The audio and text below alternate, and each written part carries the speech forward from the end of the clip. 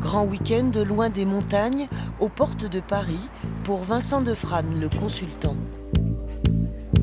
4 jours de direct, d'analyse d'une manche de Coupe du Monde de biathlon pour la chaîne L'Équipe, un exercice que l'ancien athlète apprécie.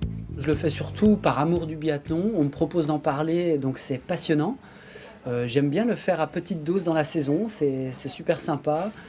On est avec des gens qui sont passionnés de biathlon et qui sont pros des médias, et le mélange des deux, c'est très intéressant. En fait, c'est super intéressant, et puis ça me permet par procuration, de suivre un petit peu les saisons en étant un petit peu impliqué à mon niveau.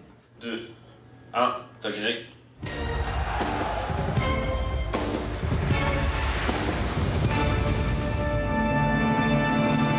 Ça fait 10 ans à peu près. Dès l'arrêt de ma carrière, j'ai enchaîné d'abord avec Eurosport, puis la chaîne L'Équipe dès qu'ils se sont lancés sur l'univers du biathlon, parce que mon quotidien fait que je ne suis pas en permanence en train de penser à l'univers du ski, du tir. Le retour du grand Johannes Beu. Vincent, à quoi vous le voyez, vous, qu'on a retrouvé le grand Johannes?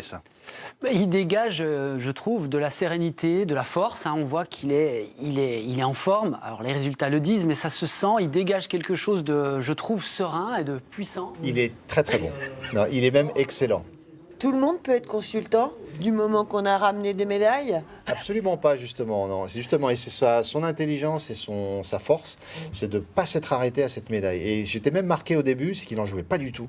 C'est même moi qui rappelais sans arrêt qu'il était champion olympique. C'était même un petit jeu.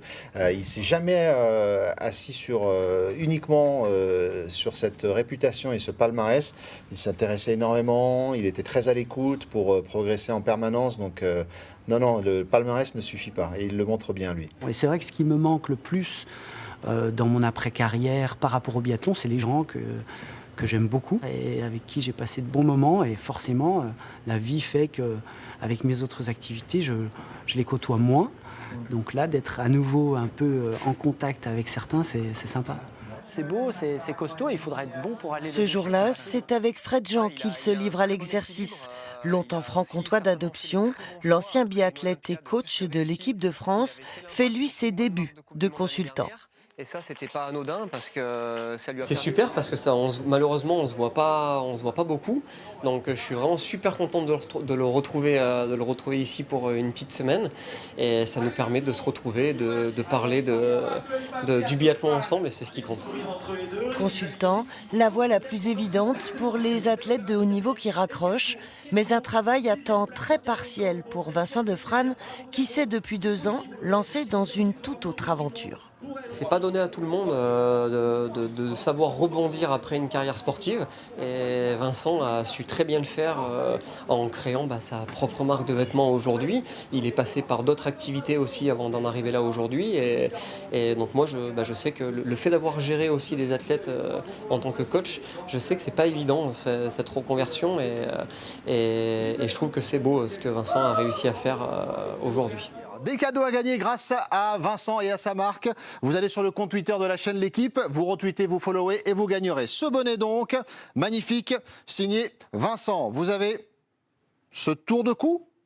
Vincent, c'est comme ça qu'on dit? Tour de cou. Le tour de cou, signé également Ayak. C'est un bon coup de main, parce qu'on est une jeune marque qui a besoin d'être connue pour être appréciée, qui a besoin de se faire...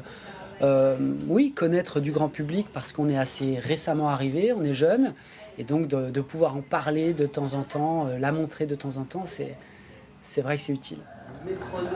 Pari osé qui permet au chef d'entreprise de conjuguer ses passions et défendre ses convictions, une aventure née et développée sur ces terres franc-comtoises.